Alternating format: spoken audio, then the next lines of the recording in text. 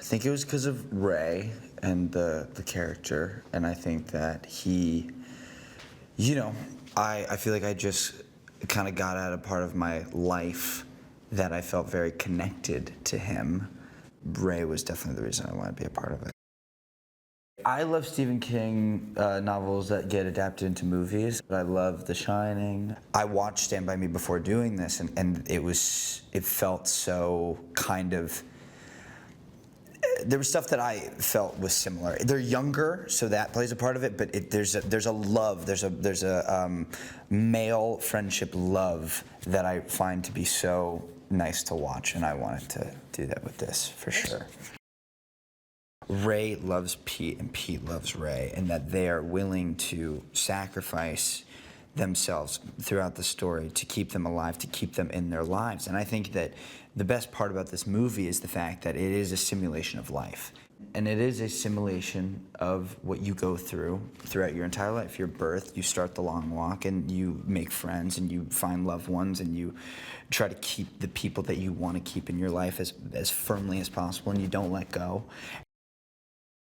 I have a lot of love for the boys that I've been able to work with on this, which meaning like, the kind of 8 main characters, and Judy is like unbelievable. Like, I'm obsessed. I'm obsessed with Judy Greer. I think that she's so awesome and just like brings such a light to the set. Because we can so much as, actors get so caught up in the darkness and and we all want to be kind of like brooding and sulking and this and that, and Judy just comes on, and I mean that in the most love-felt way of she takes me out of myself, and it was so needed, and I think she took all of us out of ourselves, and so she's an unbelievable actor. Mark Hamill's an incredibly talented actor. I haven't really spoken with him much, and or had a lot of intimate scenes, and I'm kind of spending a lot of the time trying to hate him. And it's really hard for me to hate someone who I've seen him talk and hear him talking. He's a very sweet guy. David's my partner in crime. David's is a ridiculously talented actor, and he does it with so much empathy, so much compassion, so much kind of selflessness. And I think that David is someone who has a lot of selflessness, and I think that it shows in Pete. We talk about it all the time, of like the fact that we're making this movie so crazy. That is all on the crew, and they've been doing a great job. And we're asking a lot of them, and it is really hard.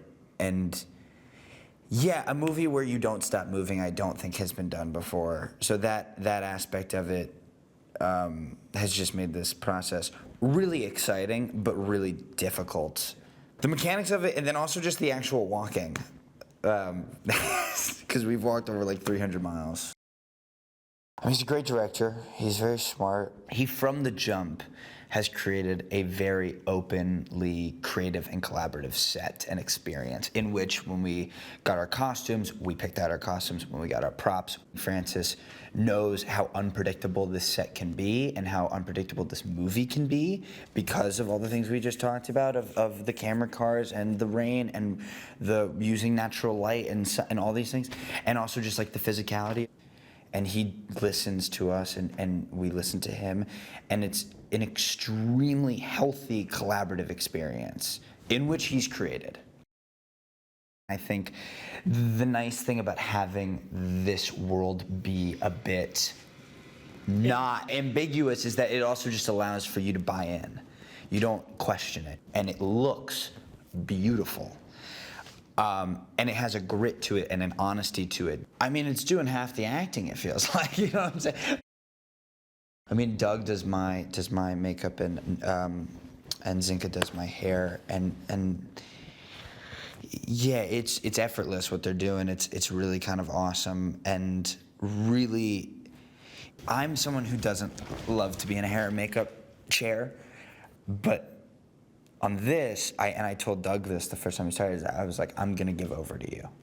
I'm giving over to you. It's very much helpful to get into the character of sitting in the chair and having your eyes closed and having them put on all the prosthetics and all the things and bloody your feet, and then when you open your eyes, you're a completely different person, and it's really helpful.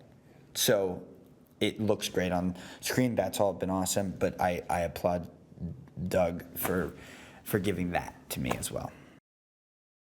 I've never done a movie like this. I've never really explored the feelings that I've had that I think Ray's having. And I think for a long time I was always really scared about it. And I think that what this movie means a lot to me. I hope it shows. It's a moment in my life that I don't think I'll ever forget. That's all you can kind of ask in this life, is that you end something and you feel like you've left it all out on the field.